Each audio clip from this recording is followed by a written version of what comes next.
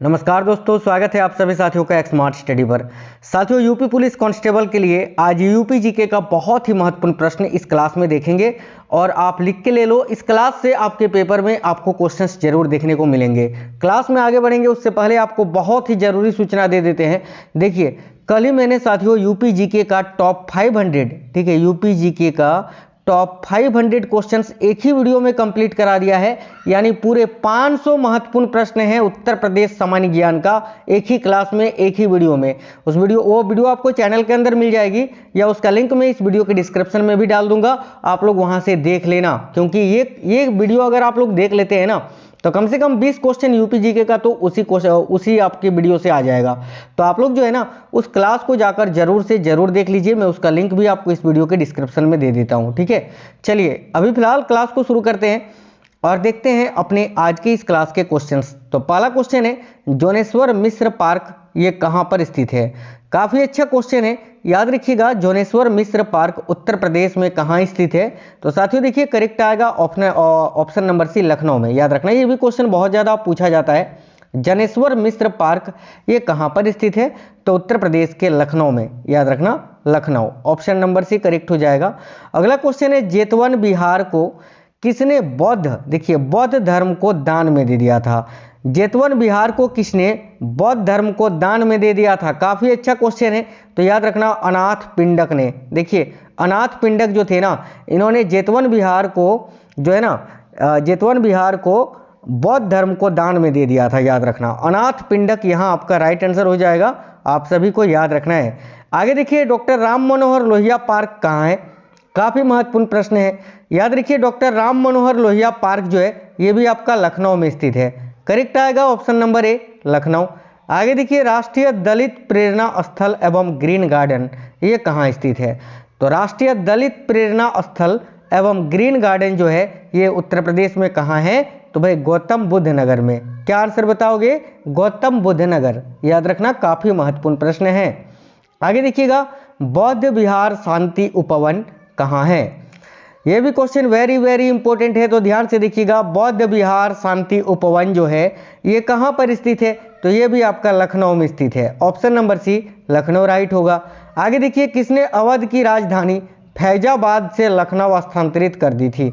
यानी इनमें से वो कौन से शासक हैं जिन्होंने अवध की राजधानी फैजाबाद से लखनऊ स्थानांतरित कर दी थी?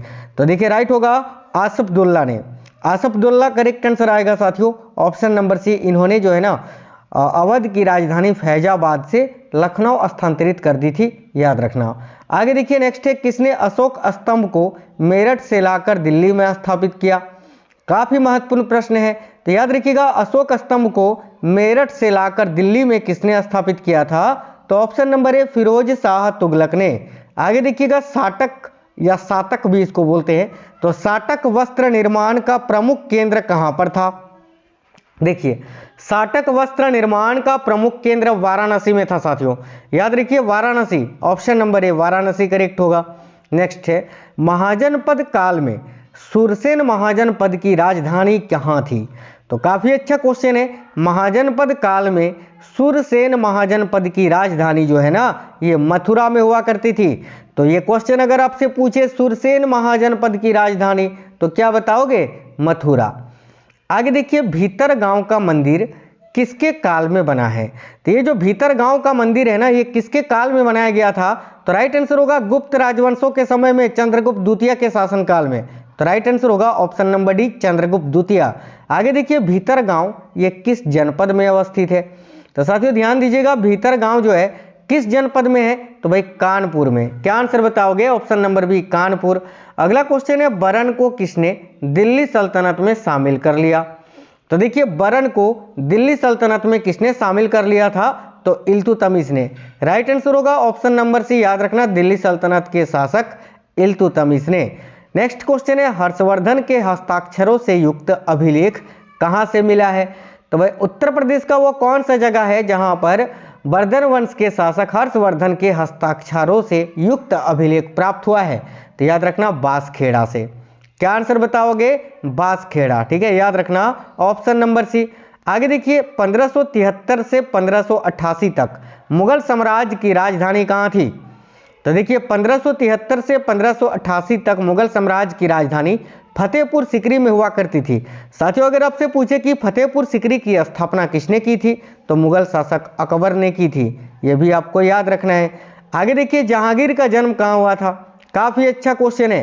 तो याद रखिए, मुगल शासक जहांगीर का जन्म, ये भी फतेहपुर सिकरी में ही इनका जन्म हुआ था, जहांगीर का। तो राइट आंसर होगा फतेहपुर सिकरी। आगे देखिए, शेख सलीम चिश्ती का दरगाह कहाँ पर स्थित है? देखिए, शेख सलीम चिश्ती का दरगाह ये भी आपका फतेहपुर सिकरी में ही स्थित है, ऑप्शन नंबर डी। नेक्स्ट है, प्रयाग का नाम इलाहाबाद किसने रखा था? तो भाई देखिएगा, इलाहाबाद या इलाहाबास ऐसे करके नाम था पहले इलाहाबाद का, और ये किसने रखा था? तो याद रखना, अकबर ने। ठीक है, याद रखिए, इलाहाबाद का अर्थ होता था अल्लाह की नगरी उस टाइम। ठीक है, प्रयाग पहले नाम हुआ करता था इलाहाबाद का, उसको बदलकर इलाहाबाद किया गया था, अकबर ने इसका नाम बदला था। और अभी वर्तमान में इलाहाबाद को फिर से प्रयागराज के नाम से जाना जाता है, प्रयागराज, याद रखना ये आप। ठीक है, चलिए आगे देखिएगा। नेक्स्ट क्वेश्चन है, प्रयाग प्रशस्ति का लेखक कौन था? काफी महत्वपूर्ण प्रश्न है। तो देखिए, प्रयाग प्रशस्ति का लेखक था हरिसेन। राइट आंसर होगा ऑप्शन नंबर डी, हरिसेन, याद रखना। आगे देखिए, ऋषभ देव की पुत्री का देखिए उत्कीर्णित लेख कहाँ से प्राप्त हुआ है? अब ऋषभ देव जो है ये जैन धर्म के, देखिए जैन धर्म के संस्थापक थे, ये जैन धर्म के संस्थापक थे ऋषभ देव। और इनकी जो पुत्री थी, उनकी पुत्री का उत्कीर्णित लेख जो है इनमें से किस जगह से प्राप्त हुआ है? तो याद रखिएगा, देवगढ़ से। देखिए राइट आएगा देवगढ़, ऑप्शन नंबर बी। आगे देखिए, किस मुगल बादशाह ने चुनार पर अधिकार कर लिया था? तो भाई सबसे पहले चुनार पर अधिकार किया था बाबर ने। ठीक है, बाबर ने, याद रखिएगा, बाबर ने चुनार पर अधिकार कर लिया था। उसके बाद फिर बाबर की मृत्यु के बाद हुमायूं ने फिर से चुनार को जीता था शेरशाह सूरी को हराकर, याद रखिएगा। ठीक है, तो बाबर यहाँ करेक्ट होगा, ऑप्शन नंबर ए। आगे देखिए, मोहम्मद गौरी ने जयचंद को किस स्थान पर पराजित किया था? अब देखिए, चंदावार का जो युद्ध हुआ था, चंदावार का युद्ध हुआ था 1194 ईस्वी में। किसके बीच? तो जयचंद और मोहम्मद गौरी के बीच में। और जो है ना, इस युद्ध में मोहम्मद गौरी ने जयचंद को हरा दिया था। ठीक है, और ये युद्ध जो है चंदावर में हुआ था। तो option number C, Chandawar correct होगा। आगे देखिए, पृथ्वीराज चौहान ने किसे पराजित कर, देखिए, गढ़कुंडार पर कब्जा कर लिया था? तो पृथ्वीराज चौहान ने इनमें से किसको पराजित कर कर गढ़कुंडार पर कब्जा किया था? तो देखिए राइट आंसर होगा चंदेलों को पराजित करके, ऑप्शन नंबर सी, चंदेलों को। आगे देखिए, महाभारत के अनुसार काशी की स्थापना किसने की थी? तो महाभारत के अनुसार काशी की स्थापना किसने की थी? तो याद रखिए, राइट आंसर होगा दिवोदास ने, ऑप्शन नंबर ए, दिवोदास करेक्ट आंसर होगा। आगे देखिए, काशी का सर्वप्रथम उल्लेख कहाँ से प्राप्त होता है? काशी, वाराणसी को ही पहले काशी कहा जाता था, और काशी का सर्वप्रथम उल्लेख अर्थववेद में हुआ है, अर्थववेद से प्राप्त हुआ है, याद रखना, option number B, Atharvaveda correct होगा। अगला क्वेश्चन है, किसने कालपी को दिल्ली सल्तनत का अंग बना लिया था? काफी अच्छा क्वेश्चन है। उत्तर प्रदेश के कालपी को दिल्ली सल्तनत का अंग इनमें से किसने बना लिया था? तो याद रखिए, ऐबक ने, ऐबक यानी कुतुबुद्दीन ऐबक, जिन्होंने 1206 में गुलाम वंश की स्थापना की थी। अगला क्वेश्चन है, शेरशाह सूरी की मृत्यु कहां पर हुई थी? तो साथियों देखना, शेरशाह सूरी की मृत्यु कहां पर हुई थी? तो कालिंजर के दुर्ग में या कालिंजर के किले में। और इनका मकबरा कहां पर स्थित है? तो भाई सासाराम में, बिहार के सासाराम में इनका मकबरा है, लेकिन इनकी मृत्यु कालिंजर में हुई थी, याद रखना। आगे देखिए, सुल्तान जलालुद्दीन खिलजी के समय कड़ा का सूबेदार कौन था? काफी अच्छा क्वेश्चन है। तो सुल्तान जलालुद्दीन खिलजी के समय उत्तर प्रदेश के कड़ा का सूबेदार कौन था? तो Alauddin Khilji, option number A correct हो जाएगा। आगे देखिएगा, सुल्तान जलालुद्दीन खिलजी की हत्या कहां पर की गई थी? तो देखिए, सुल्तान जलालुद्दीन खिलजी की हत्या कड़ा में ही की गई थी, याद रखना, कड़ा, ऑप्शन नंबर डी करेक्ट होगा, कड़ा में। अगला क्वेश्चन है, महाजनपद काल में कौशाम्बी किस महाजनपद काल की राजधानी थी? तो महाजनपद काल में कौशाम्बी किसकी राजधानी थी? सिंपल सा क्वेश्चन है, वत्स महाजनपद की राजधानी कौशाम्बी थी ना, तो ऑप्शन नंबर बी वत्स करेक्ट हो जाएगा। अगला क्वेश्चन है, मोहम्मद गौरी के आक्रमण के समय कन्नौज का शासक कौन था? तो साथियों देखिए, मोहम्मद गौरी के आक्रमण के समय कन्नौज का शासक था जयचंद गढ़वाल, याद रखना, option number C, Jaichand Garhwal. आगे देखिए, किस नगर पर प्रभुत्व स्थापित करने हेतु त्रिपुट संघर्ष हुआ था? तो इनमें से वो कौन सा नगर है?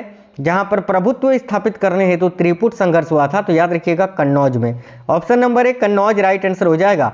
आगे देखिए कन्नौज की सर्वाधिक उन्नति किस शासक के समय में हुई थी? तो साथियों देखिए कन्नौज की सर्वाधिक उन्नति जो है ये किस शासक के समय में हुई थी? तो भाई हर्षवर्धन के समय में। Option number B Harshvardhan. आगे देखिए मुगल काल में मुस्लिम शिक्षा का प्रमुख केंद्र कहाँ था? तो ध्यान से देखिए मुगल काल में मुस्लिम शिक्षा का प्रमुख केंद्र कहाँ पर था? तो याद रखिएगा आगरा में। आगरा करेक्ट होगा साथियों। नेक्स्ट है किस स्थान पर प्राचीन नाम या फिर किस स्थान का प्राचीन नाम देखिए अयाजसा था? तो भाई अयाजसा इनमें से किस स्थान का प्राचीन नाम था? तो साथियों याद रखिएगा अयोध्या का। अयोध्या करेक्ट आएगा ऑप्शन नंबर डी। अगला क्वेश्चन है वृत्ताकार अग्निकुंड किस स्थान से प्राप्त हुए हैं? तो ध्यान से देखिए वृत्ताकार अग्निकुंड इनमें से किस स्थान से प्राप्त हुआ है? राइट आएगा साथियों देखिए ऑप्शन नंबर ए करेक्ट आएगा अतरंजी खेड़ा। याद रखिएगा अतरंजी खेड़ा से। अगला क्वेश्चन है पाटेश्वरी देवी का प्रसिद्ध मंदिर कहां पर स्थित है? तो ध्यान से देखिए पाटेश्वरी देवी का प्रसिद्ध मंदिर जो है इनमें से किस जगह पर स्थित है? तो राइट आंसर आएगा बलरामपुर में। ऑप्शन नंबर ए बलरामपुर करेक्ट आंसर हो जाएगा। नेक्स्ट है गोरखनाथ मंदिर कहाँ स्थित है? देखिए गोरखनाथ मंदिर जो है ना ये गोरखपुर में ही स्थित है, उत्तर प्रदेश गोरखपुर में। ऑप्शन नंबर ए गोरखपुर यहाँ आपका करेक्ट आंसर हो जाएगा। नेक्स्ट देखिएगा शुक्र तालाब किस जनपद में है? यानी उत्तर प्रदेश में ये जो शुक्र तालाब है ये किस जनपद में है? वैसे तो शुक्र तालाब जो कि अकबर ने निर्माण कराया था वो आपका नागौर जिले में है राजस्थान के, लेकिन उत्तर प्रदेश में कहाँ पर है ये शुक्र तालाब? तो देखो करेक्ट आंसर होगा यहाँ आपका ऑप्शन नंबर बी मुजफ्फरनगर में। ऑप्शन नंबर बी करेक्ट हो जाएगा। अगला क्वेश्चन है विद्या देखिए विद्यावासिनी देवी का मंदिर या विद्यावासिनी देवी का प्रसिद्ध मंदिर किस जनपद में है? तो याद रखिए विद्यावासिनी देवी का प्रसिद्ध मंदिर ये मिर्जापुर में स्थित है साथियों। Option number C Mirzapur correct है। आगे देखिए रंगनाथ जी का मंदिर ये कहाँ पर स्थित है? बहुत ही अच्छा क्वेश्चन है, याद रखना रंगनाथ जी का मंदिर जो है ना ये आपका वृंदावन में स्थित है। Option number D Vrindavan correct हो जाएगा। नेक्स्ट है उत्तर प्रदेश के किस जनपद को तीर्थराज की संज्ञा दी गई है? काफी महत्वपूर्ण प्रश्न है साथियों। तो उत्तर प्रदेश के किस जनपद को तीर्थराज की संज्ञा दी गई है? याद रखिएगा इलाहाबाद को। Option number D Allahabad correct आएगा। अगला है उत्तर प्रदेश में चक्र तीर्थ एवं व्यास गद्दी कहाँ है? तो ध्यान दीजिए उत्तर प्रदेश में चक्र तीर्थ एवं व्यास गद्दी ये कहाँ है? तो ऑप्शन नंबर डी करेक्ट हो जाएगा नेमिषारण्य में। याद रखना नेमिषारण्य, ठीक है। आगे अगला क्वेश्चन है बेगम समरू ने एक अति प्रसिद्ध चर्च का निर्माण करवाया था, इनमें से कहां पर? यह भी क्वेश्चन काफी महत्वपूर्ण है। तो देखिए बेगम समरू ने एक अति प्रसिद्ध चर्च का निर्माण कहां पर करवाया था? सो सरधना में। यह काफी चर्चित क्वेश्चन है, याद रखना Sardhana. Option number B correct होगा। आगे देखिए महोदया किसका प्राचीन नाम है? तो याद रखना कन्नौज को पहले जो है महोदया के नाम से जाना जाता था, महोदया। तो कन्नौज का ही ये प्राचीन नाम है महोदया, आपको याद रखना है साथियों। आगे देखिए वह प्राचीन स्थल जहां 60,000 मुनियों की सभा में संपूर्ण महाभारत का वाचन किया गया था। तो देखिए राइट आंसर होगा नेमिषारण्य में। ऑप्शन नंबर डी करेक्ट होगा। आगे देखिए कौन सा स्थल विश्व धरोहर स्थल को सूची में जो है शामिल नहीं है? तो आगरा का किला, ताजमहल, इसके अलावा फतेहपुर सिकरी ये सभी जो है विश्व धरोहर स्थल की सूची में शामिल है। अकबर का मकबरा जो है ये विश्व धरोहर की सूची में शामिल नहीं है। याद रखना अकबर का मकबरा सिकंदरा में स्थित है, आगरा में। आगे देखिए जौनपुर नगर की स्थापना किसकी स्मृति में की गई थी? तो भाई याद रखिएगा जौनपुर, ठीक है, जिसको सिराज हिंद कहा जाता है। और जौनपुर नगर की स्थापना जो है याद रखना मोहम्मद बिन तुगलक की स्मृति में की गई थी। Option number B. अगला क्वेश्चन है द्वारकाधीश मंदिर ये कहाँ पर स्थित है? तो याद रखिए उत्तर प्रदेश में द्वारकाधीश मंदिर ये कहाँ है? तो करेक्ट आएगा मथुरा में। Option number C Mathura correct होगा। आगे देखिए उत्तर प्रदेश के किस जनपद को सिराज हिंद कहा जाता है? तो साथियों देखिए उत्तर प्रदेश के किस जनपद को सिराज हिंद कहा जाता है? तो यहाँ आपका राइट होगा जौनपुर को। जौनपुर मैंने अभी आपको बताया। आगे देखिए धम्मेक स्तूप कहाँ पर स्थित है या धम्म स्तूप कहाँ पर है? तो राइट आंसर होगा सारनाथ में। सारनाथ करेक्ट आएगा। Option number B Sarnath. एक क्वेश्चन और है बिहारी जी का मंदिर यानी बांके बिहारी है ना, बांके बिहारी जी का मंदिर ये कहाँ पर स्थित है? तो भाई याद रखना, बांके बिहारी जी का मंदिर जो है ना वो कहाँ पर स्थित है? तो देखो करेक्ट आएगा वृंदावन में, वृंदावन करेक्ट आएगा, ऑप्शन नंबर सी। तो साथियों क्वेश्चंस बहुत ही महत्वपूर्ण थे। आपको क्लास कैसा लगा है कमेंट बॉक्स में बताइए। और हाँ, जो मैंने बताया कल ही 500 क्वेश्चन का टॉप 500 यूपी जीके का क्वेश्चन एक ही वीडियो में मैंने करवा दिया है। उस वीडियो को आप लोग देख लेना, आपका यूपी जीके कंप्लीट हो जाएगा, उससे बाहर क्वेश्चन पेपर में नहीं आएगा। तो इस क्लास को लाइक और शेयर कर दीजिए और अपने सभी दोस्तों तक जो है फैला देना साथियों क्लास को। और 500 क्वेश्चन वाला जो क्लास था मैंने आपको बताया, जाइए और फटाफट से देख लीजिए। चलिए तो मिलेंगे नेक्स्ट क्लास में, तब तक के लिए जय हिंद।